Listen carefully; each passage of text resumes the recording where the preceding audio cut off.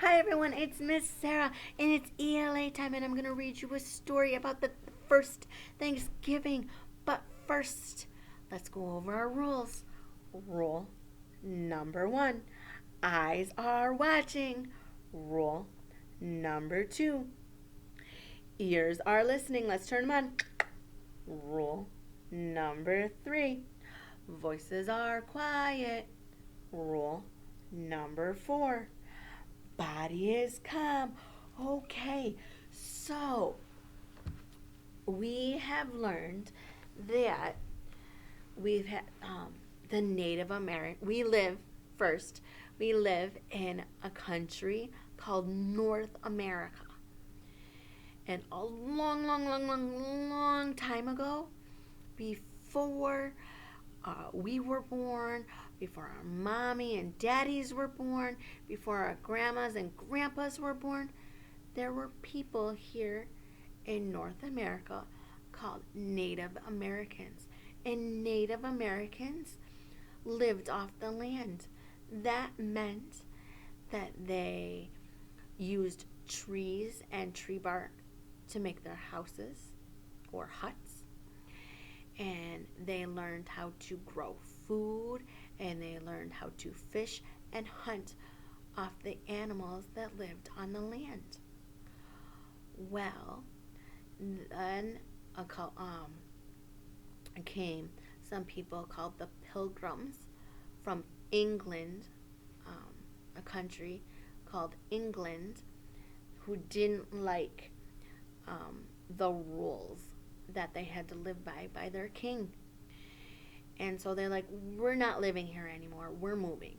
And they moved, they sailed on a ship, which is a big, big boat. A ship is a big boat. And the boat's name was the Mayflower. They sailed many, many, many days to get to North America. And once they got to North America, they were surprised with all the forest and trees and animals that lived there. And they were even more surprised that there were people there called the Native Americans. And they were so confused because they couldn't communicate with them. They didn't understand the Native American language, and the Native Americans didn't understand English until one day they met a Native American named Tusquana, or Squanto, oh my goodness, named Squanto, that knew English and became their friends. And Squanto helped the Pilgrims learn how to live off the land and grow food and use trees to build houses and to hunt and fish off the animals that lived on the land too. And because of that, after they harvested, meaning picked all their crops and out of the plants for food, they had a big, big feast or dinner to celebrate with the Native Americans and the Pilgrims. And they called that the first Thanksgiving. So today, I'm going to read you Pete the Cat, the first Thanksgiving. I wonder what that means. Let's see. Oh, Pete the Cat. It looks like a pilgrim. Did he come over from England to America? Oh, and there's a turkey. And corn. Did he grow corn? And did he hunt turkey? Oh, and there's the ship called the Mayflower. Let's see.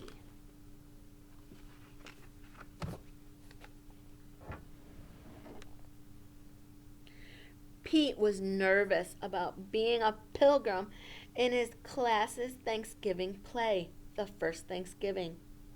Just do your best, his best friend Callie said.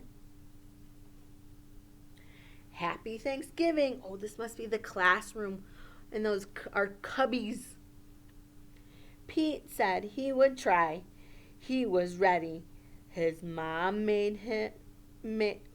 his mom had even made him a pilgrim hat which was really cool. Oh, we flipped the. Let's flip the cubby. Look! It's Pete the Cat's hat! Ooh, how special is that? All right, let's turn the page. Pete took his place at the front of the giant ship that his class had made out of cardboard. Pete was a pilgrim on the ship called the Mayflower. Oh, now he's in the boat. Look, he's in the boat. He's in it. He's in the Mayflower. In 1620, a group of pilgrims decided to leave England for a new world to build a new life. It was a long, long trip on a big, big ship. All the pilgrims sang, "Oh, look, his friends are pilgrims too, and they're on a ship called the Mayflower." Let's see what we're singing.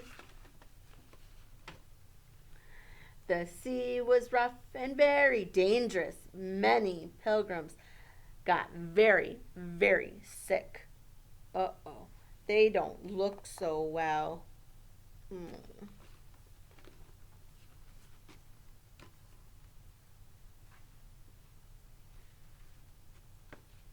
Oh.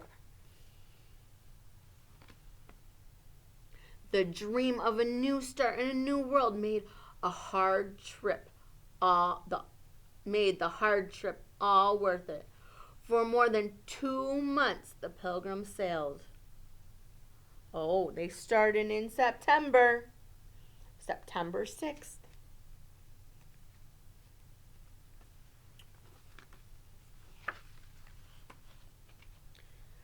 They wondered if they would ever get there. September, October, November. Oh my goodness. After 65 days on the ship called the Mayflower, the new world finally came into view.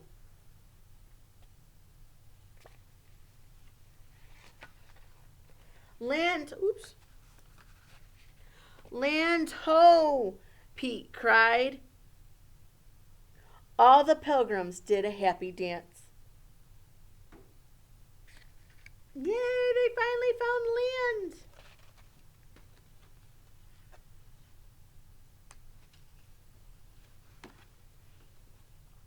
The pilgrims arrived in the new world at Plymouth Rock, in what is now Massachusetts. Everyone had many chores to do, like growing food and finding water.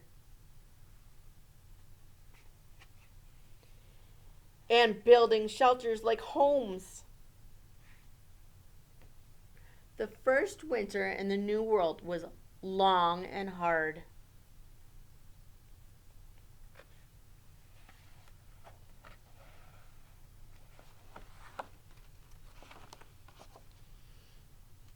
In the spring, the pilgrims had decided whether to give up and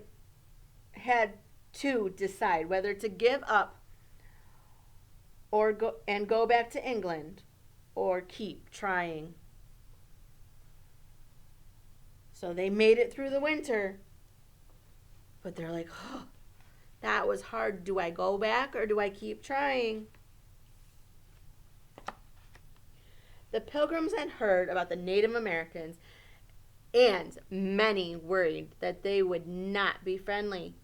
Pete had never met a cat he didn't like, so he thought he would be kind. Ooh. Is that Squanto with corn? I wonder what's going to happen to it. Oh, Squanto gave the pilgrim corn so he could eat. Oh, that was very nice. Pete was right. He made a new friend in Squanto, and Squanto and the other Native Americans showed the Pilgrims how to grow crops like corn, beans, and squash. Ooh, look, it's a garden. By summer, the Pilgrims had learned how to farm the new land. Oh, look, corn and squash. Corn and squash.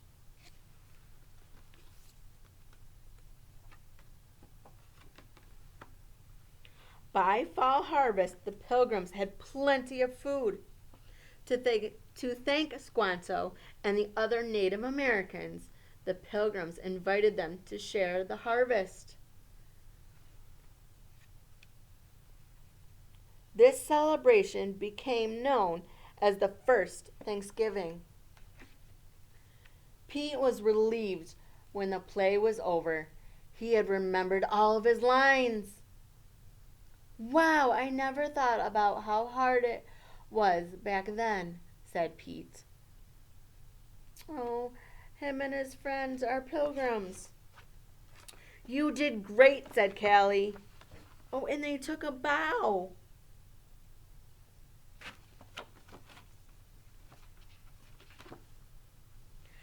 Later, at Thanksgiving dinner with his family, Pete said, "Let's all go around the table and say something we are thankful for." Oh, I wonder what Mommy is thankful for. Oops. "I am thankful for my family," Pete's mom said. Family.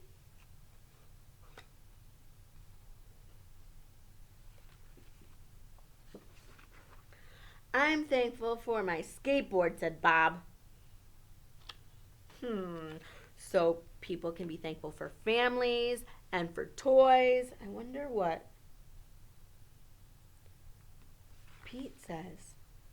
"I am thankful for the brave pilgrims that started this new free world," said Pete. What are you thankful for? Miss Sarah is thankful for all of you guys, all of the students that I get to teach. And I also am thankful for the families who let me share the students that I teach. And I can help support the families when I can. I'm thankful for my family and for the food that I get to eat and the shelter or home over my head and the clothes that I wear. There are many things that I am thankful for. I hope you have a wonderful Thanksgiving and I will see you soon. Bye, everyone.